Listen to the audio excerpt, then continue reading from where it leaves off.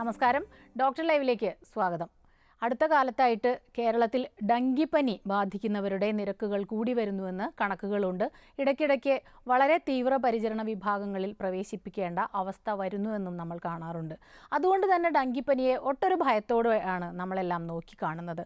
യഥാർത്ഥത്തിൽ ഡെങ്കിപ്പനിയെ ഇത്ര ഭയക്കേണ്ടതുണ്ടോ? അസുഖത്തെ നന്നായി അറിഞ്ഞാൽ, കൃത്യമായി ചികിത്സിച്ചാൽ, വേണ്ടത്ര മുൻകരുതലുകൾ എടുത്താൽ ഇത്ര ഭയക്കേണ്ട ഒന്നാണോ ഡെങ്കിപ്പനി? അതാണ് ഇന്നത്തെ ഡോക്ടർ ലൈവിൽ നിങ്ങളോട് സംസാരിക്കുന്നത് എറണാകുളം മെഡിക്കൽ ട്രസ്റ്റ് ആശുപത്രിയിലെ തീവ്രപരിചരണ വിഭാഗം സ്പെഷ്യലിസ്റ്റായ ഡോക്ടർ കുക്കു സാറ കുരുവിള. നമസ്കാരം ഡോക്ടർ. നമസ്കാരം. ഇതേ ചോദ്യം തന്നെയാണ്. ഇത്ര ഭയക്കേണ്ട ഒന്നാണോ ഡെങ്കിപ്പനി? എന്താണ് ഡെങ്കിപ്പനി? യഥാർത്ഥത്തിൽ മഴക്കാലത്ത് കണ്ടുവരുന്ന വൈറൽ പനികളിൽ പ്രധാനമായ ഒന്നാണ് ഡെങ്കിപ്പനി. എല്ലാ മഴക്കാല സീസണുകളിലും നമുക്ക് ധാരാളമായി എല്ലാ ആശുപത്രികളിലും കണ്ടുവരുന്ന ഒന്നാണ് ഡെങ്കിപ്പനി. ഡെങ്കിപ്പനി എന്നാൽ സാധാരണ വൈറൽ പനികൾ പോലെ തന്നെയാണ്. അതിൻ്റെ ലക്ഷണങ്ങളും രോഗലക്ഷണങ്ങളും എല്ലാം സാധാരണ വൈറൽ പനികളുടെ പോലെ തന്നെയാണ്. സാധാരണ വൈറൽ പനി എന്ന് പറയുമ്പോൾ കലശലായ പനി ഉണ്ടാവും. അതോടൊപ്പം തന്നെ പേശികൾക്ക് വേദന, നടുവേദന, സന്ധിവേദന ഇവയൊക്കെയാണ് സാധാരണയായി ഡെങ്കിപ്പനിയിലും തുടക്കത്തിൽ കണ്ടുവരിക. ഡോക്ടർ, ഇപ്പം തീവ്രപരിചരണ വിഭാഗവുമായിട്ട് ബന്ധപ്പെടുത്തി നമ്മൾ ഡെങ്കിപ്പനിയെ കാണുന്നത് കൊണ്ട് തന്നെയാവാം ഡെങ്കിപ്പനിയെ ഒരു പരിധിവരെ നമുക്ക് ഭയമാണ്. ഇപ്പോൾ വീട്ടിലൊരാൾക്ക് ഡെങ്കിപ്പനി ആണെങ്കിൽ, പനി വന്നു 3-4 ദിവസം നീണ്ടു നിന്നാൽ നമുക്ക് ഭയമാണ്, ഡെങ്കിപ്പനിയാണോ? അപ്പോൾ എങ്ങനെയാണ് ഈ പനികൾ, ഇപ്പോൾ വൈറൽ ഫീവർ ആണെങ്കിലും 4-5 ദിവസം നീണ്ടു നിൽക്കുന്നുണ്ട്, വേദനയൊക്കെ ഉണ്ട്. അപ്പോൾ എപ്പോഴാണ് നമ്മൾ വിദഗ്ധൻ്റെ സഹായം തേടേണ്ടത്? അത്തരം ലക്ഷണങ്ങൾ വ്യത്യസ്തമാണോ? സാധാരണ പനികളെ അപേക്ഷിച്ച് ഡെങ്കിപ്പനിയിലും ആദ്യ തുടക്കത്തിൽ കലശലായ പനി, അതായത് 103 മുതൽ 104 ഡിഗ്രി വരെയുള്ള കലശലായ പനിയാണ് സാധാരണ കാണാറ്. എന്നിരുന്നാലും പനി കഴിഞ്ഞ്, പനി 1 ദിവസമോ 2 ദിവസമോ സാധാരണയായി നീണ്ടു നിൽക്കും. ആ പനിക്ക് ശേഷം വരുന്ന സമയത്താണ് കൂടുതൽ തീവ്രമായ പ്രശ്നങ്ങളിലേക്ക് രോഗി സാധാരണയായി പോകാറ്. തീവ്രതയുള്ള പ്രശ്നങ്ങളെന്ന് പറഞ്ഞാൽ കണ്ണിന് ചുറ്റുമുള്ള വേദന, അതായത് റിട്രോ ഓർബൈറ്റൽ പെയിൻ, ദേഹമാസകലം തിണർത്ത് വരിക, ചുമന്ന് തിണർത്ത് വരിക, ഇതിൻ്റെയൊക്കെ ലക്ഷണങ്ങൾ കാണുകയാണെങ്കിൽ, എവിടെന്നെങ്കിലും രക്തം പൊടിയുന്ന പോലെ തോന്നിയാൽ, പല്ല് തേക്കുമ്പോഴാകാം, ഛർദ്ദിക്കുന്ന സമയത്താവും, രക്തമയം കണ്ടാൽ, വയറ്റിൽ നിന്ന് പോകുന്നതിൻ്റെ എന്തെങ്കിലും തരത്തിലുള്ള നിറവ്യത്യാസങ്ങൾ കണ്ടാൽ, ഇവയൊക്കെ കണ്ടാൽ കൂടുതൽ ജാഗരൂകരായിരിക്കണം. എത്രയും പെട്ടെന്ന് വിദഗ്ധരെയോ ഡോക്ടറെയോ കാണേണ്ട ആവശ്യമുണ്ട്. ഡോക്ടർ, ഇപ്പം ഡെങ്കിപ്പനിയെ കുറിച്ചിട്ട് പറയുമ്പോൾ ഏറ്റവും കൂടുതൽ ഭയക്കുന്നത് ഈ പെട്ടെന്ന് പ്ലേറ്റ്ലെറ്റ്സിൻ്റെ കൗണ്ട് കുറഞ്ഞു പോയി എന്നൊക്കെ പറഞ്ഞിട്ടാണ്. അപ്പോൾ ഇത്തരം പ്രശ്നങ്ങൾ ഇപ്പോൾ ആരോഗ്യമുള്ള ഒരു കുട്ടി, അല്ലെങ്കിൽ ഒരു യുവാവ്, അല്ലെങ്കിൽ വയസ്സായ ആൾ, ഇവരിൽ വ്യത്യസ്തമാണോ ഇതിൻ്റെ ഒരു കോംപ്ലിക്കേഷൻസ് വ്യത്യസ്തമല്ല. അവരുടെ ഒരു രൂപഘടന, അവരുടെ ഒരു ഫിസിയോളജി എന്ന് നമ്മൾ പറയും, അത് വളരെ വ്യത്യസ്തമാണ്. കുട്ടികളായിരിക്കുന്ന സ്ഥിതിയിൽ അവർക്ക് എന്ത് പനി ബാധിച്ചാലും അത് കൂടുതൽ സിവിയറായ രീതിയിൽ വരാനുള്ള സാധ്യതയുണ്ട്. അതുപോലെ തന്നെയാണ് വയസ്സായവർക്കും. അവർക്ക് 2 പേർക്കും സാധാരണയിൽ കവിഞ്ഞ ഒരു പനിയും സാധാരണയിൽ കവിഞ്ഞ ബുദ്ധിമുട്ടുകളും ഉണ്ടാവാൻ സാധ്യതയുണ്ട്. എന്നാൽ പ്ലേറ്റ്ലെറ്റിൻ്റെ അളവ് കുറയുക തുടങ്ങിയ കാര്യങ്ങളെല്ലാം എല്ലാവരിലും ഏകദേശം ഒരുപോലെ തന്നെയാണ്. എന്നാൽ ഡെങ്കിപ്പനി അപേക്ഷിച്ച് നോക്കുമ്പോൾ അതിൻ്റെ മോർട്ടാലിറ്റി റേറ്റ് വളരെ വളരെ കുറവാണ്. 1% താഴെ ആളുകളെ മരണമടയപ്പെടുന്നു. അത്രയും ഗൗരവമായ സിറ്റുവേഷനിൽ പോകും. പക്ഷേ എന്നിരുന്നാലും പനി 2 ദിവസത്തിൽ കൂടുതൽ നീണ്ടു നിൽക്കുകയാണെങ്കിൽ, കൂടുതൽ ബുദ്ധിമുട്ടുകൾ നമുക്ക് അനുഭവപ്പെടുകയാണെങ്കിൽ, വല്ലാത്ത ക്ഷീണം തോന്നുകയാണെങ്കിൽ, ഡോക്ടറെ കണ്ട് കംപ്ലീറ്റ് ബ്ലഡ് കൗണ്ട് എന്ന പരിശോധന സാധാരണയായി എല്ലാവരും തന്നെ ചെയ്യുന്നതാണ്. അത് ചെയ്ത് നോക്കിയാൽ പ്ലേറ്റ്ലെറ്റിൻ്റെ അളവ് കുറയുന്നത് നമുക്ക് മനസ്സിലാവും. കുറയുക എന്ന് പറയുമ്പോൾ 1.5 to 4 lakhs ആണ് നോർമൽ പ്ലേറ്റ്ലെറ്റ് കൗണ്ട്. ഡോക്ടർ, നമ്മുടെ ഒരു കോളർ ഉണ്ട്, അതിനുശേഷം അതിലേക്ക് വരാം. ഹലോ ഡോക്ടർ ലൈവ് ആണ്, ഡോക്ടറോട് സംസാരിച്ചോളൂ. ഹലോ ഡോക്ടറെ. കേൾക്കാലോ? ചോദിച്ചോളൂ, ടിവിയിൽ ശ്രദ്ധിക്കണ്ട. എന്താണ് സംശയം? ഡോക്ടറെ, ഏത് തരം കൊതുക് കടിച്ചാലാണ് ഡെങ്കിപ്പനി ഉണ്ടാകുക? നല്ല ചോദ്യമാണ്. സാധാരണയായി ഏഡിസ് ഈജിപ്തി എന്ന് പറയുന്ന കൊതുകാണ് ഡെങ്കിപ്പനി പരത്തുന്ന കൊതുകുകൾ. ഏഡിസ് ആൽബോപ്റ്റിക്കസ് എന്ന് പറയുന്ന കൊതുകുകൾക്കും സാധാരണയായി ഡെങ്കിപ്പനി പരത്തുന്ന കൊതുകുകളുടെ കൂട്ടത്തിൽ പെടുത്താം. ഇവ സാധാരണയായി കണ്ടുവരുന്നത് നമ്മുടെ വീടിൻ്റെ ഉള്ളിൽ തന്നെയാണ്. വീടിൻ്റെ ഉള്ളിലുണ്ടാകുന്ന ചെറിയ ജലസ്രോതസ്സുകൾ, അതായത് നമ്മുടെ വാട്ടർ ടാങ്കിൻ്റെ ഉള്ളിലുണ്ടാകുന്ന ചെറിയ പൊട്ടലുകളിലുണ്ടാകുന്ന ചെറിയ വെള്ള കളക്ഷൻസ്, വീട്ടിലെ ഫ്ലവർ വേസിൽ കാണുന്ന ചെറിയ എമൗണ്ട് ഓഫ് വെള്ളം, അതിനകത്തൊക്കെയാണ് സാധാരണ ഏഡിസ് ഈജിപ്തി കൊതുകുകൾ മുട്ടയിട്ട് പെരുകുന്നത്. ഈ കൊതുകുകളുടെ ഒരു പ്രത്യേകത എന്ന് പറഞ്ഞാൽ ഇത് ഒരു 400 മീറ്ററിൽ താഴെ സഞ്ചരിക്കുന്ന കൊതുകുകളാണ്. അതായത് വീടിൻ്റെ ഉള്ളിലും തൊട്ടടുത്ത പരിസരങ്ങളിലും മാത്രമേ ഈ കൊതുക് മൂലമുള്ള അസുഖം ഉണ്ടാവുകയുള്ളൂ. അതുകൊണ്ട് നമ്മുടെ വീടും നമ്മുടെ പരിസരവും ശുചിയാണെങ്കിൽ ഒരു പരിധി വരെ നമുക്ക് ഡെങ്കിനെ തടയുക തന്നെ ചെയ്യാം. ഓക്കെ ഡോക്ടർ, ഈ സ്ട്രൈപ്സ്, വെള്ള സ്ട്രൈപ്സ് ഉള്ള കൊതുകുകൾ അതാണോ? ടൈഗർ മൊസ്കിറ്റോ എന്ന് പറയും. ടൈഗർ മൊസ്കിറ്റോ എന്ന് പറഞ്ഞാൽ ദേഹത്താകമാനം വെള്ള കുത്തുകളല്ല വരകൾ ഉള്ള തരത്തിലുള്ള മൊസ്കിറ്റോകളാണ് ഏഡിസ് ഈജിപ്തി എന്ന് പറയുന്നത്. അതിന് നമുക്ക് സാധാരണക്കാർക്ക് പോലും കണ്ടാൽ മനസ്സിലാകുന്ന തരത്തിലുള്ള കൊതുകാണത്. പകൽ സമയത്താണ് അത് കൂടുതൽ മനുഷ്യരെ കടിക്കുക. അപ്പോൾ നമ്മൾ ഒരു നേരം വെളുക്കുന്ന സമയം, സന്ധ്യ മയങ്ങുന്നതിന് തൊട്ട് മുന്നുള്ള സമയം, ഈ സമയത്ത് കടിക്കുന്ന കൊതുകുകളാണ് കൂടുതൽ അപകടകാരികൾ. ഒരിക്കൽ ഇൻഫെക്റ്റഡ് ആയ കൊതുകുകൾ അവരുടെ ലൈഫ് സ്പാൻ മൊത്തം ഇൻഫെക്റ്റഡ് ആയിരിക്കും. അവ കടിക്കുന്ന എല്ലാവർക്കും രോഗം വരാനുള്ള സാധ്യതയുണ്ട്. ഈ കൊതുകുകൾ ഇടുന്ന മുട്ടയിലും ഈ രോഗാണുക്കൾ ഉണ്ടാവാനും ആ കൊതുകുകൾക്കുണ്ടാകുന്ന കുഞ്ഞുങ്ങളിലേക്കും ഈ രോഗാണുക്കൾ പകരാനും സാധ്യതയുണ്ട്. അപ്പോൾ ഡോക്ടർ, ഈ കൊതുക് പരത്തുന്നത് കൊണ്ട് തന്നെ മഴക്കാലത്ത് തന്നെയാണ് അതിൻ്റെ ഒരു കൂടുതലാകുന്നത് അല്ലേ? മഴക്കാലത്താണ് സാധാരണയായി കൂടുതലായി കാണുന്നത്. റബ്ബർ കൃഷിയിടങ്ങളിൽ മിക്കവാറും ചിരട്ട അതൊരു ഇമ്പോർട്ടൻറ്റ് സോഴ്സാണ്. ചിരട്ടകൾക്കകത്ത് ഉണ്ടാകാവുന്ന ചെറിയ എമൗണ്ട് ഓഫ് വെള്ളം, അതിൻ്റെ ഉള്ളിൽ ഈ കൊതുകുകൾ ധാരാളമായി കണ്ടുവരാറുണ്ട്. അതുപോലെ തന്നെ ഇലകൾ, നിലത്ത് വീണ് കിടക്കുന്ന ഇലകൾ, അതിൻ്റെ ഉള്ളിൽ നിൽക്കുന്ന ചെറിയ എമൗണ്ട് ഓഫ് വെള്ളം, അതൊക്കെയാണ് കൂടുതൽ ഡേഞ്ചറസ്. വലിയ വലിയ സ്രോതസ്സുകളെക്കാൾ കൂടുതൽ വീടിന് ചുറ്റും കാണുന്ന ഈ ചെറിയ ചെറിയ സ്രോതസ്സുകളാണ് നമ്മൾ അവഗണിക്കുന്ന ഒരു ഏരിയയുമായിരിക്കും അത് അല്ലേ? അടുത്തൊരു കോളിലേക്ക് പോകാം ഡോക്ടർ. ഹലോ ഹലോ ഹലോ, നമസ്കാരം, ചോദിച്ചോളൂ ഡോക്ടറോട്. ചോദിച്ചോളൂ സാറേ. ഞാൻ കടക്കിൽ നിന്നാണ്, കൊല്ലം കടക്കിൽ. ശരി. ഹലോ സാറേ, ഞാൻ എന്റെ വീട്ടിൽ ഒരു പട്ടി വളർത്തുന്നുണ്ട്. ചോദിച്ചോളൂ, ടിവിയിൽ ശ്രദ്ധിക്കണം. ഒന്നുമില്ല, ആ പട്ടിയുടെ വായിൽ നിന്ന് ഇങ്ങനെ ഒരു നിരയും ഒരുമാതിരിയുള്ള പതയും വരുന്നുണ്ട് കേട്ടാ. അപ്പൊ അതിന് എന്തെങ്കിലും വരാനുള്ള സാധ്യത വല്ല ഉണ്ടാന്നുള്ളതാണ്. നമുക്ക് വ്യത്യാസമുള്ള ഒരു വിഷയത്തിലേക്കാണ് പോകുന്നത്. സാധാരണയായി പട്ടികളിലോ ഡെങ്കിപ്പനി സാധാരണയായി വരാറില്ല. മനുഷ്യരിലും കൊതുകിലുമാണ് സാധാരണയായി ഡെങ്കിപ്പനിയുടെ വൈറസുകൾ കൂടുതലായി കാണാറ്. ഡെങ്കിപ്പനി പരത്തുന്നത് മനുഷ്യരും കൊതുകുകളും കൂടെ ഉൾപ്പെടുന്ന ഒരു സൈക്കിൾ വഴിയാണ്. അതായത് ഒരു ഭാഗം വൈറസിൻ്റെ ഒരു ഭാഗം മനുഷ്യരുടെ ഉള്ളിലും ഡെവലപ്പ് ചെയ്യുന്നു, ഒരു ഭാഗം കൊതുകുകളുടെ സലൈവറി ഗ്ലാൻഡുകളിനകത്ത് ഉമ്മിനീർ ഗ്രന്ഥിക്കകത്തും ഡെവലപ്പ് ആവുന്നു. അങ്ങനെയാണ് ഈ വൈറസുകൾ പ്രചരിക്കുന്നത്. ഏതായാലും ഇദ്ദേഹം വളർത്തുന്ന സ്ഥിതിക്ക് ഇത്തരം പ്രശ്നങ്ങൾ കൃത്യമായിട്ടൊരു വെറ്റിനറി ഡോക്ടറെ തീർച്ചയായിട്ടും വെറ്റിനറി ഡോക്ടറെ കാണിക്കേണ്ടതാണ്. ഇത് കൂടുതലായി വെറ്റിനറി എന്തോ അസുഖമായിട്ടാണ് തോന്നുന്നത്. പക്ഷേ റേബീസ് പോലെയുള്ള മാരകമായ അസുഖങ്ങളാവാനും മതി. അതുകൊണ്ട് വിദഗ്ധമായ ഒരു വെറ്റിനറി ഡോക്ടറെ കാണിക്കേണ്ടതാണ്. അടുത്തൊരു കോളിലേക്ക് പോകാം ഡോക്ടർ. ഹലോ ഹലോ, നമസ്കാരം. പറഞ്ഞോളൂ, സംസാരിച്ചോളൂ ഡോക്ടറോട്. ഹലോ ഡോക്ടർ, നമസ്കാരം. നമസ്കാരം. ഞാൻ ഒരു കിഡ്നി ട്രാൻസ്പ്ലാന്റ് കഴിഞ്ഞ ഒരു വ്യക്തിയാണ്. അപ്പോൾ ഞങ്ങൾക്ക് ഇവിടെ അടുത്തൊക്കെ ഡെങ്കിപ്പനി ബാധിച്ചുകൊണ്ടിരിക്കാൻ, തൃശ്ശൂരിൽ നിന്നാണ് വിളിക്കുന്നത്. അപ്പൊ ഞങ്ങൾ എന്തെല്ലാം മുൻകരുതലുകളാണ് എടുക്കേണ്ടതെന്ന് അറിയാൻ വേണ്ടിയിട്ടാണ് പെട്ടെന്ന്. ശരി, നല്ലൊരു ചോദ്യം തന്നെ. നല്ലൊരു രോഗിയുമാണ്. ട്രാൻസ്പ്ലാന്റ് കഴിഞ്ഞ ഒരു രോഗി എന്ന് പറയുമ്പോൾ അവർ ധാരാളം മെഡിക്കേഷൻസ്, സാധാരണ കാണാത്ത തരത്തിലുള്ള മെഡിക്കേഷൻസ് ധാരാളമായി കഴിക്കുന്നവരാണ്. അവരുടെ ഇമ്മ്യൂണിറ്റി ലെവൽ സാധാരണ രോഗികളെ അപേക്ഷിച്ച് വളരെ വളരെ കുറവുമാണ്. അപ്പം ഇങ്ങനെയുള്ളവരിൽ ഏതൊരു വൈറൽ പനിയും പെട്ടെന്ന് പിടിക്കാനും കലശരായ രീതിയിൽ ഉണ്ടാവാനുമുള്ള സാധ്യതകളുണ്ട്. നമുക്ക് ചെയ്യാൻ പറ്റുന്ന മുൻകരുതലുകൾ എന്ന് പറഞ്ഞാൽ എപ്പോഴും മോസ്കിറ്റോ നെറ്റുകൾ ഉപയോഗിക്കുക, ഫുൾ കൈ വസ്ത്രങ്ങൾ ധരിക്കുക, പകൽ കാണുന്ന കൊതുകിനെ തീർച്ചയായും ഭയപ്പെടേണ്ടതുണ്ട്. ഇവർ സ്റ്റിറോയിഡ് എന്ന് പറയുന്ന മരുന്നുകൾ കഴിക്കുന്ന വിഭാഗത്തിലുള്ള ആളുകളായതിനാൽ അവരിലെ പ്ലേറ്റ്ലെറ്റിൻ്റെ അല്ലാതെ തന്നെ അവരുടെ അംശങ്ങൾ സാധാരണയിലും കുറവാകാനുള്ള സാധ്യതകളുമുണ്ട്. പ്ലേറ്റ്ലെറ്റിൻ്റെ ആ ഫംഗ്ഷനും സാധാരണയിലും കുറവാകാനുള്ള സാധ്യതയുമുണ്ട്. അങ്ങനെയുള്ള രോഗികൾ ഡെങ്കിപ്പനി വന്നാൽ കാര്യമായ രീതിയിൽ വരാനുള്ള സാധ്യതയുണ്ട്. മറ്റൊരു കോളിലേക്ക് പോകാം ഡോക്ടർ. ഹലോ ഹലോ, ഡോക്ടറോട് സംസാരിച്ചോളൂ. പാലക്കാട് നിന്നാണേ. ശരി. എന്റെ മോന് ഇങ്ങനെ ഡെങ്കിപ്പനി ആയിരുന്നു. ഇപ്പൊ 2-3 ദിവസമായി. ഇപ്പോ കുഴപ്പമൊന്നുമില്ല, പനിയൊക്കെ മാറി. എത്ര വയസ്സുള്ള മോനാന്നും കൂടെ പറയൂ. 22 വയസ്സ്. ഓക്കെ, ഇനിയിപ്പോ സംശയം എന്താ? സംശയം ഭക്ഷണം എന്തെങ്കിലും ഇപ്പൊ കഴിക്കുമ്പോ ചിക്കൻ വേണം, മീൻ വേണം എന്നൊക്കെ പറയണേ. അപ്പൊ അതൊക്കെ കഴിക്കാൻ കൊടുക്കാൻ പറ്റുമോ? എല്ലാ ഭക്ഷണവും കൊടുക്കാൻ സാധിക്കും.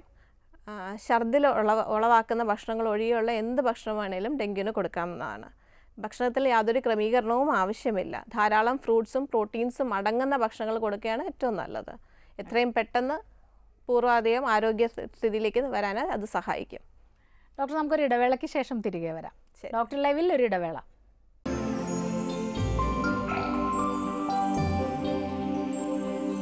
ഡോക്ടർ ലൈവ് തുടരുന്നു. ഒരു കോളർ വെയിറ്റ് ചെയ്യുന്നുണ്ട് ഡോക്ടർ. ഹലോ, നമസ്കാരം, ചോദിച്ചോളൂ ഡോക്ടറോട്. നമസ്കാരം മാഡം. നമസ്കാരം. മാഡം, ഇത് നമുക്കിപ്പോ എനിക്കും വൈഫിനും മുമ്പ് ഇങ്ങനെ ഒരിക്കൽ ഡെങ്കിപ്പനി വന്നതാണ്. ഒരു 3 വർഷം മുമ്പോ എനിക്കൊരു 2 വർഷം മുമ്പോ. നമുക്കത് ഇനിയും പനി വരാനുള്ള സാധ്യത ഉണ്ടോ? ഇതെല്ലാവരും കോമൺ ആയിട്ട് ചോദിക്കുന്ന ഒരു കാര്യമാണ്. ഡെങ്കി പരത്തുന്നത് പ്രധാനത്തിൽ 4 തരത്തിലുള്ള വൈറസുകളുണ്ട്. ഡെങ്കി 1, ഡെങ്കി 2, ഡെങ്കി 3, ഡെങ്കി 4 എന്ന തരത്തിൽ. സാധാരണയായി കണ്ടുവരിക ഡെങ്കി 1 എന്ന വൈറസിൻ്റെ മുഖാന്തരം ഉണ്ടാകുന്ന അസുഖങ്ങളാണ്. എന്നാൽ ഡെങ്കി 1 മുഖാന്തരമായ ഒരു അസുഖമുണ്ടായെങ്കിൽ ആ വൈറസ്, ആ പ്രത്യേക സ്ട്രെയിനിലുള്ള വൈറസിനെതിരെ നമുക്ക് ജീവിതകാലം മുഴുവൻ പ്രൊട്ടക്ഷൻ ഉണ്ട് എന്ന് തന്നെ വിചാരിക്കാം. എന്നാൽ ഡെങ്കി 2ഓ 3ഓ 4ഓ മറ്റ് ഏതെങ്കിലും സ്ട്രെയിൻസ് ഓഫ് ഡെങ്കി ആണ് നമ്മൾ രണ്ടാമത് വരുന്നതെങ്കിൽ അവ തീർച്ചയായും അസുഖം ഉണ്ടാക്കുമെന്ന് മാത്രമല്ല സാധാരണഗതിയിൽ ആ രണ്ടാമത്തെ പനി ആദ്യത്തെ പനിയുടെ അത്രയും തീവ്രത ഉണ്ടാവില്ല. എന്നാൽ ഡെങ്കുവിൽ രണ്ടാമതൊരു പനി വന്നാൽ സാധാരണയേക്കാൾ കൂടുതലായ തീവ്രമായ പനിയാണ്, കോംപ്ലിക്കേഷൻസോട് കൂടിയ ഡെങ്കു ആണ് സാധാരണയായി വരിക. ഓക്കെ, അടുത്തൊരു കോളിലേക്ക് പോകണം ഡോക്ടർ. ശരി. ഹലോ ഹലോ, ചോദിച്ചോളൂ ഡോക്ടറോട്. ഡോക്ടർ പറയൂ. ഹലോ, പറയൂ. ശ്രദ്ധിക്കണ്ട, ചോദിച്ചോളൂ, ഇവിടെ കേൾക്കുന്നുണ്ട്. ഓക്കെ ഡോക്ടർ, ഞാൻ ബഹ്റിനിൽ നിന്നാണ് വിളിക്കുന്നത്. എനിക്ക് 2 വർഷം മുമ്പ് മലേഷ്യയിൽ വെച്ച്. ഹലോ, പറഞ്ഞോളൂ. മലേഷ്യയിൽ വെച്ച് ബാക്കി ചോദിച്ചോളൂ. ടിവിയിൽ ശ്രദ്ധിക്കണ്ട. ഡെങ്കി വന്നിരുന്നു, വീണ്ടും വരാൻ ചാൻസ് ഉണ്ടോ? പറഞ്ഞത് ഡോക്ടർ ഇപ്പൊ ഈ 1, 2, 3, 4 1, 2, 3, 4 എന്ന് പറഞ്ഞല്ലോ.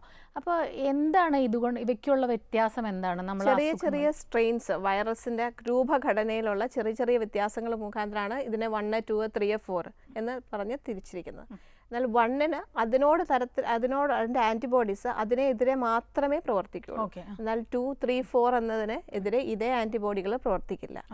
ഇതേ ആൻറ്റിബോഡികൾ എന്നാൽ ചെറിയ രീതിയിൽ നമ്മുടെ ഉള്ളിൽ ഉണ്ടാകുകയും ചെയ്യും. ഇപ്പം രണ്ടാമതൊരു ഇൻഫെക്ഷൻ വരുമ്പോൾ ബോഡി ഒരു ഇമ്മ്യൂൺ റെസ്പോൺസ് എന്ന് പറയുന്നത് ഭയങ്കര തീവ്രമായ രീതിയിലാണ് ഉണ്ടാവുക. അപ്പോൾ 2, 3, 4 അതിലേതെങ്കിലും വരാനുള്ള സാധ്യതകളുണ്ട്. അതിൽ 2 ആണ് ഏറ്റവും പ്രശ്നക്കാരൻ. അതിലാണ് നമ്മൾ സാധാരണയായി കോംപ്ലിക്കേഷൻസ് കൂടുതലായി കണ്ടുവരിക. ഇപ്പോൾ ചിക്കൻ ബോക്സ് ഒക്കെ പോലെ നമ്മൾ ഡെങ്കു 1 ആണെങ്കിൽ അതൊരു പ്രാവശ്യം വന്നാൽ പിന്നെ ലൈഫ് ലോങ് അതിനോട് പ്രൊട്ടക്ഷൻ ഉണ്ടാവും. പക്ഷെ എന്നാലും മറ്റ് സ്ട്രെയിൻസിലുകൊണ്ട് തീർച്ചയായിട്ടും നമുക്ക് രോഗം വരാനുള്ള സാധ്യതകളുണ്ട്. കാരണം എപ്പോഴും മ്യൂട്ടേഷനുകൾ സംഭവിച്ചുകൊണ്ടിരിക്കുന്നതാണ് വൈറസിൻ്റെ ജീനോമിൽ. അപ്പോൾ അതുകൊണ്ട് തീർച്ചയായും രണ്ടാമതൊന്ന കാര്യം വരാൻ സാധ്യതയുണ്ട്. അതെ ഡോക്ടർ, ഈ പ്ലേറ്റ്ലെറ്റ്സിൻ്റെ കൗണ്ടിൻ്റെ കാര്യം നമ്മൾ നേരത്തെ പറഞ്ഞുകൊണ്ടിരുന്നത്. മുൻപൊക്കെ എന്ന് പറഞ്ഞാൽ നമ്മൾ ഈ പ്ലേറ്റ്ലെറ്റ്സിനെ കുറിച്ചൊക്കെ സംസാരിക്കുന്നത് പോലും ഏതെങ്കിലും അർബുദം വരുമ്പോഴോ ഒക്കെ മാത്രമായിരുന്നു. ഡെങ്കു വന്നതിൽ പിന്നെയാണ് പ്ലേറ്റ്ലെറ്റിൻ്റെ കൗണ്ട് കുറഞ്ഞു. അപ്പോൾ എന്താണ് ഇതിൻ്റെ നോർമൽ ആയിട്ടുള്ളത്? നമുക്ക് എത്രയാണ് വേണ്ടത്? കുറഞ്ഞു പോകുമ്പോൾ കോംപ്ലിക്കേറ്റഡ് സിറ്റുവേഷനിലൊക്കെ എങ്ങനെയാണെന്നുള്ളത്? സാധാരണയായി 1.5 ലക്ഷം മുതൽ 4 ലക്ഷം വരെയാണ് നോർമൽ പ്ലേറ്റ്ലെറ്റ് കൗണ്ട് എന്ന് പറയുന്നത് ശരീരത്തിൽ ഉണ്ടാവുക. എന്നാൽ 1.5 ലക്ഷത്തിൽ താഴെയാകുമ്പോൾ മുതൽ നമ്മൾ കുറച്ചുകൂടി കൂടുതൽ ജാഗരൂകരായി ഇരിക്കും. സാധാരണ 1 ലക്ഷത്തിൽ താഴെയാണ് ഡെങ്കു കോംപ്ലിക്കേറ്റഡ് ആയിട്ട് വരുന്നു എന്ന് നമ്മൾ പറയുക. 1 ലക്ഷത്തിൽ താഴെ തന്നെ 80,000 താഴെയാകുമ്പോൾ നമുക്ക് ചില പ്രശ്നങ്ങൾ നമ്മൾ അഭിമുഖീകരിക്കാറുണ്ട്. 50,000 താഴെയാണെങ്കിൽ സർജറികൾക്ക് പോകുമ്പോൾ കൂടുതലായി ഭയക്കേണ്ടതുണ്ട്. 20,000 താഴെയാണെങ്കിൽ മിക്കവാറും പ്ലേറ്റ്ലെറ്റ് കൊടുക്കേണ്ട ആവശ്യം തന്നെ വരും. 10,000 താഴെ പൂർത്തിയായിട്ടും എല്ലാവർക്കും പ്ലേറ്റ്ലെറ്റുകൾ ലഭിച്ചിരിക്കും. 10,000 മുതൽ 20,000 വരെയുള്ള കൗണ്ടിൻ്റെ ഇടയിൽ ചില രോഗികൾക്ക്, ചില പ്രത്യേക സാഹചര്യങ്ങളിലുള്ള രോഗികൾക്ക്, നേരത്തെ പറഞ്ഞ ട്രാൻസ്പ്ലാന്റ് കഴിഞ്ഞിട്ട് വന്ന പേഷ്യൻ്റ്, അതുമല്ല നേരത്തെ കരളിന് സംബന്ധമായ എന്തെങ്കിലും രോഗങ്ങളുള്ളത്, അവർക്ക് സ്വാഭാവികമായി തന്നെ പ്ലേറ്റ്ലെറ്റിൻ്റെ അളവ് കുറവായിരിക്കും. അവർക്ക് വീണ്ടും ഡെങ്കിപ്പനി വന്നു കഴിഞ്ഞാൽ, അതുപോലെ തന്നെ എന്തെങ്കിലും ആൻറ്റി പ്ലേറ്റ്ലെറ്റ് മരുന്നുകൾ, സാധാരണയായി ഹൃദയത്തിന് ശസ്ത്രക്രിയ കഴിഞ്ഞവർക്കാണ് ആൻറ്റി പ്ലേറ്റ്ലെറ്റ് മരുന്നുകൾ സാധാരണയായി കൊടുക്കുക. ആസ്പിരിൻ, ക്ലോപ്പിഡോഗ്രൽ തുടങ്ങിയ മരുന്നുകൾ കഴിച്ചുകൊണ്ടിരിക്കുന്ന രോഗികൾ, ഇങ്ങനെയുള്ളവർക്ക്, അല്ലെങ്കിൽ ചെറിയ ബ്ലീഡിങ് കാണുന്ന രോഗികളിൽ ഒക്കെ നമ്മൾ 10,000 മുതൽ 20,000 വരെ, അതിൽ കൂടുതലോ ആണെങ്കിൽ തന്നെ ചിലപ്പോൾ പ്ലേറ്റ്ലെറ്റ് ട്രാൻസ്ഫ്യൂഷൻ ചെയ്യേണ്ടി വന്നേക്കാം. അടുത്തൊരു കോളിലേക്ക് പോകണം. ശരി. ഹലോ, നമസ്കാരം. ഡോക്ടർ ലൈവാണ്, ചോദിച്ചോളൂ. ഹലോ ഡോക്ടർ, ഇവിടെ മഴ പെയ്തപ്പോഴേ നമുക്ക് കൊതുകിന്റെ ശല്യമാണ്. അപ്പൊ എനിക്ക് പനി പിടിച്ചിട്ട് തലയിലേക്ക് ഇങ്ങനെ മുഴ പോലെ വന്നിട്ടുണ്ട്. അത് ഡെങ്കിപ്പനിയുടെ വല്ല ആരംഭമാണോ എന്ന് അറിയാനായിട്ടാണ്. മുഴ പോലെ സാധാരണ നമ്മൾ ഡെങ്കിപ്പനിയിൽ കാണാറില്ല. ഡെങ്കിപ്പനിയുടെ പ്രധാന ലക്ഷണം എന്ന് പറഞ്ഞാൽ കലശലായ സന്ധിവേദന, പേശിവേദന ഇവയൊക്കെ തന്നെയാണ്. മുഴ പോലെ വന്നിരിക്കുന്ന ഒരുപക്ഷെ കൊതുകിനോടുള്ള അലർജിയോ റിയാക്ഷനോ അത്തരത്തിലുള്ള എന്തെങ്കിലും ആവാനുള്ള സാധ്യതകളുണ്ട്. എന്നാൽ അതിൻ്റെ നിറവും ഇമ്പോർട്ടൻ്റ് ആണ്. ചുവന്ന തിണർത്ത രീതിയിൽ ദേഹമാസകലം വന്നെങ്കിൽ അതൊരു ഡെങ്കിയുടെ റാഷാണെന്ന് തന്നെ നമുക്ക് സ്ഥിരീകരിക്കേണ്ടി വരും. അതല്ല, ഇത്രയും ഒക്കെ പ്രശ്നങ്ങളുള്ള സ്ഥിതിക്ക് ഒരു ഡോക്ടറെ കണ്ടിട്ട് CBC കൗണ്ട് നേരത്തെ പറഞ്ഞ പോലെ ചെയ്ത് നോക്കുകയാണെങ്കിൽ നമുക്ക് എളുപ്പം അത് കണ്ടുപിടിക്കാൻ പറ്റും. മാത്രമല്ല പനി കൂടത്തിലുണ്ടെന്നുണ്ടെങ്കിൽ ആ പനിയുടെ ഒപ്പം തന്നെ 1-2 ദിവസത്തിനുള്ളിൽ തന്നെ ഡെങ്കു NS1 ആൻറ്റിജൻ എന്ന് പറഞ്ഞ ടെസ്റ്റ് ചെയ്തു നോക്കിയാൽ മിക്കവാറും കേസുകളിൽ പോസിറ്റീവ് ആവാനും ഡെങ്കു നമുക്ക് എത്രയും പെട്ടെന്ന് തന്നെ കണ്ടുപിടിക്കാനും സഹായിക്കും. ഇതിങ്ങനെ വെച്ചുകൊണ്ടിരിക്കുന്നത് നല്ലതല്ല. ഡോക്ടർ, നമുക്ക് മറ്റൊരു ഇടവേളയ്ക്ക് ശേഷം തിരികെ വരാം. ഡോക്ടർ ലൈവിൽ ഒരു ഇടവേള കൂടി.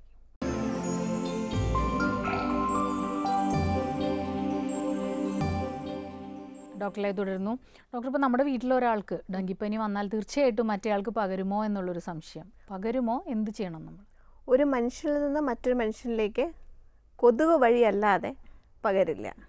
ആ ഒരു വന്ന ആളിനെ ഒരു കൊതുക് കുത്തിയാൽ ആ കൊതുകിൻ്റെ ഉള്ളിൽ ഒരു 8-10 ദിവസം കഴിയുമ്പോൾ ഈ വൈറസ് ആക്റ്റീവ് ഫോമിലാവും. അതിനുശേഷം കൊതുക് നമ്മളെ കടിച്ചാൽ നമുക്ക് പനി വരാനുള്ള സാധ്യതകളുണ്ട്. അല്ലാതെ ഒരു മനുഷ്യർ ഉപയോഗിച്ച പാത്രങ്ങളിൽ നിന്നോ വെള്ളത്തിൽ നിന്നോ അവരുടെ യൂട്ടൻസിൽസിൽ നിന്നോ ഒന്നും നമ്മൾക്ക് ഡെങ്കിപ്പനി പകരാനുള്ള സാധ്യതകളില്ല. എപ്പോഴുള്ളൊരു സംശയം അതാണ്. ശ്വാസമാണെങ്കിലും അടുത്തിരുന്നാലും അങ്ങനെയൊന്നും പകരാനുള്ള സാധ്യതയില്ല. പക്ഷെ അവരെ കടിച്ച കൊതുക് ഒരു പ്രത്യേക സമയത്തിന് ശേഷം അത് ഇൻഫെക്റ്റീവ് ആവും. അതായത് 8-10 ദിവസം വരെയാണ് അതിൻ്റെ ഇൻക്യുബേഷൻ പീരീഡ്. ആ ദിവസത്തിനുള്ളിൽ കൊതുക് ഇൻഫെക്റ്റീവ് ആവും. പിന്നെ ആ കൊതുക് ആരെയൊക്കെ കടിക്കുന്നോ അവർക്കൊക്കെയും ഇൻഫെക്ഷൻ വരാനുള്ള സാധ്യതകളുണ്ട്.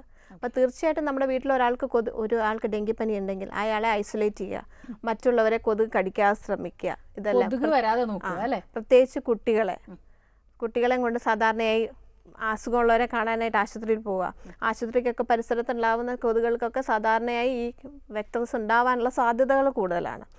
അവിടെയൊക്കെ കുട്ടികളെ കൊണ്ടുപോകാതിരിക്കുക. കുട്ടികൾക്ക് കഴിയുന്നത്ര മൊസ്കിറ്റോ റിപ്പല്ലൻ ക്രീംസ് ദേഹത്ത് ഉപയോഗിച്ചില്ലെങ്കിലും അവർ ഉടുപ്പുകളിലൊക്കെ തേച്ച് കൊടുക്കുക. അവർ സ്കൂളിൽ പോകുമ്പോൾ സമയത്താണെങ്കിലും പ്രൊട്ടക്റ്റഡ് ആയിട്ട് വിടുക. പകൽ സമയത്ത് കടിക്കുന്ന കൊതുകുകളാണ് കളിക്കാൻ പോകുന്ന സമയത്ത് ഒക്കെ അവർ കൂടുതൽ പ്രൊട്ടക്റ്റഡ് ആയിട്ട് വളർത്തുക. ഇപ്പോൾ ഒരാൾക്ക് ഡെങ്കിപ്പനിയാണെന്ന് അറിഞ്ഞു കഴിഞ്ഞാൽ നമ്മൾ പ്രാഥമികമായിട്ട് എന്തെല്ലാമാണ് ഹോസ്പിറ്റലിൽ നിന്ന് കിട്ടുന്ന ചികിത്സകൾ? സാധാരണ ഡെങ്കിപ്പനി എന്ന് പറഞ്ഞാൽ ഞാൻ പറഞ്ഞല്ലോ, ഏതൊരു വൈറൽ പനികളെ പോലെ മാത്രമേ ഉള്ളൂ ഡെങ്കിപ്പനിയും. സോ ഇപ്പോൾ ഡെങ്കിപ്പനി വന്നു കഴിഞ്ഞാൽ പനിയുടെ ചികിത്സയാണ് മോസ്റ്റ് ഇമ്പോർട്ടൻറ്റ്. സോ പനിക്ക് സാധാരണയായി പാരസെറ്റമോൾ എന്ന ഗുളികയാണ് എല്ലാവരും തന്നെ കൊടുക്കുക. എന്നാൽ ഡെങ്കിപ്പനി നമ്മൾ സസ്പെക്റ്റ് ചെയ്യുമ്പോൾ നമ്മൾ കഴിക്കരുതാത്ത ഒരു കാര്യം എന്ന് പറഞ്ഞാൽ ഓടിപ്പോയി മെഡിക്കൽ ഷോപ്പിൽ പോയി ഒരു മരുന്ന് മേടിച്ച് കഴിക്കുക. അത് മിക്കവാറും ബ്രൂഫൻ എന്ന് പറയുന്ന മരുന്നാവും. അത്തരത്തിലുള്ള മരുന്നുകൾ പരമാവധി ഒഴിവാക്കുക. അത്തരത്തിലുള്ള മരുന്നുകൾ, ആസ്പിരിൻ എന്ന ഗുളികകൾ, ഇവയെല്ലാം ഡെങ്കിപ്പനി ഉള്ള പേഷ്യൻസ് ആണെങ്കിൽ അവർക്ക് കൂടുതലായി ബ്ലീഡിങ് വരാനുള്ള സാധ്യത ഒരുക്കി വെക്കും. അതുകൊണ്ട് ദയവായി സ്വയം ചികിത്സ ഒഴിവാക്കുക. പിന്നെ ആശുപത്രിയിൽ വരുമ്പോൾ ആശുപത്രിക്കാർ കൂടുതൽ ശ്രദ്ധിക്കുക നമ്മുടെ ശരീരത്തിലെ ജലാംശത്തിൻ്റെ അളവുകളെ പറ്റിയാണ്. സോ ജലാംശം കുറഞ്ഞു പോകുന്ന ഒരവസ്ഥ ഡെങ്കിപ്പനിയിൽ സാധാരണയായി കാണാറുണ്ട്. അപ്പോൾ ആ അവസ്ഥ വന്നാൽ കൂടുതൽ IV ഫ്ലൂയിഡ്സോ വെള്ളം ധാരാളമായി കുടിക്കുക. IV ഫ്ലൂയിഡ്സ് വെള്ളം കുടിക്കാൻ സാധിക്കുന്നില്ല, ഛർദിൽ കൂടുതലാണ് എന്നിരുന്നാൽ IV ഫ്ലൂയിഡ്സ് തുടങ്ങിയവ മൂലം നമുക്ക് ശരീരത്തിൻ്റെ ആ ഹൈഡ്രേഷൻ എന്ന സ്റ്റാറ്റസ് മെയിൻറ്റെയിൻ ചെയ്യാൻ സാധിക്കും. അതാണ് മോസ്റ്റ് ഇമ്പോർട്ടൻറ്റ് ട്രീറ്റ്മെൻറ്റ് ഡെങ്കുവിൻ്റെ. പിന്നെ നമ്മൾ സാധാരണ ഡെങ്കിപ്പനി വന്നാൽ ഹോസ്പിറ്റലിൽ അഡ്മിറ്റ് ആക്കുന്നില്ലല്ലോ, വീട്ടിലേക്ക് വിടുകയല്ലേ ചെയ്യുന്നത്. അപ്പോൾ നോർമലി ഒരു എത്ര ദിവസം എടുക്കും ചികിത്സ ഫലിച്ചാൽ കൃത്യമായി മാറാൻ? മിക്കവാറും പേഷ്യൻസിൽ ഒരു 2 ആഴ്ചയ്ക്കുള്ളിൽ പൂർണ്ണ സൗഖ്യം, അതായത് പഴയ നിലയിലേക്ക് അവർ കാര്യങ്ങളെല്ലാം എത്തും. എന്നാൽ ആദ്യത്തെ ഒരു പനി കഴിഞ്ഞിട്ടുള്ള 2-3 ദിവസം കഴിഞ്ഞ അവസ്ഥ, അതായത് കലശലായ പനി അതിനുശേഷം 1-2 ദിവസം കഴിഞ്ഞിട്ടുള്ള അവസ്ഥ, ആ സമയത്താണ് പ്ലേറ്റ്ലെറ്റ് കൗണ്ടുകൾ സാധാരണയായി ഏറ്റവും കൂടുതൽ കുറയുക.